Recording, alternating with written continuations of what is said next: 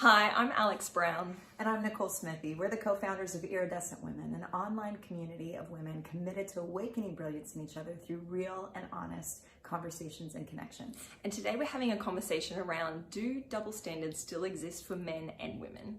Well, I think the short answer is yes. Yes, they do. Conversation over, we're done. Okay, no. This is a really interesting one because I think, yes, it's obvious. They exist. And that is why movements like Me Too have occurred, because as women, we have seen the double standards that have existed in our realities for so many years and decades that we've gone, actually, no, this isn't okay. Right. Culturally, this is not okay. But I recently watched a show called Younger, which actually made me stop and pause about the double standards that occur both ways. Yeah. And this was really interesting. So for those of you who don't know, Younger is a show. It's got Sutton Foster and Hilary Duff. I was like, cool, let's give this a go. The premise is a late 30s divorcee goes out, but to actually live her life in the world and start new, she has to pretend that she's younger. So firstly, that speaks to the double standard of men going out into the world and being okay, but women not. They have to pretend they're something else. But what made me stop and pause is that in the show, she started dating someone who was much younger, and she was lying about her age and pretending she was younger. And this made me just stop and think, and if this was a show about a male doing the same thing, it wouldn't be a comedy. It would not be okay. Right. Okay. Another example of that is Stranger Things. Right. So season 3. Love it. Huge fan.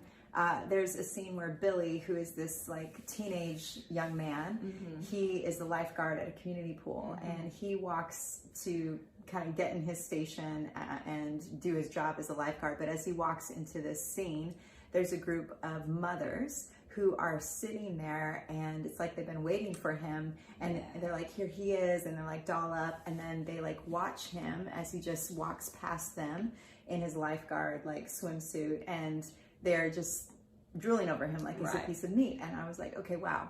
I remember this. Yeah. This would have been in the reverse if this would have been a young woman, a young teenage woman who is a lifeguard, and there's a group of fathers who are looking at her the way that these mothers were in the scene. That would not have been okay. Like it wouldn't even have made the show, because it would have been inappropriate by our standards today as a society. So absolutely, double standards exist.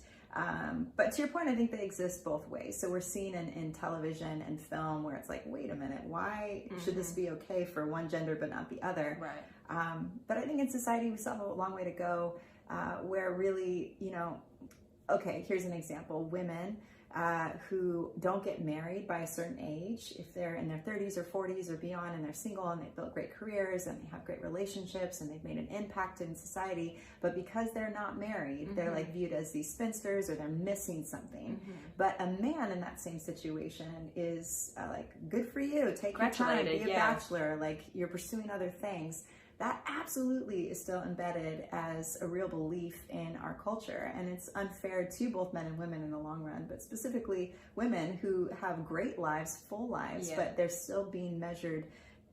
There's still a stigma attached to their relationship status, which is crazy. Right. And I think, what we're talking about here is the key problem with double standards is the inequality of it, right, and the representation, and saying that as a culture we're okay with women doing things this way and being represented this way, and men being okay doing things this way and being represented this way, which is not true equality. No. And so it does go both ways. If as women we want to be equal and we want a seat at the table and we want to fight for that, then I think that is amazing, and it is exactly what we need to be doing. Yeah.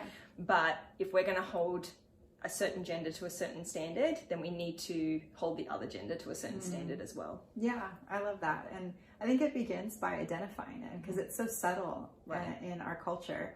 If there's something that doesn't feel right, to lean into that and go, wait a minute, like, why doesn't that feel okay? Why? There's something wrong here. There's a level of, even if it's subtle, disrespect or dishonor towards the opposite gender, and that's not okay. So I think it starts there, calling it out, and then just choosing to continue to lean into what honor across genders really looks like.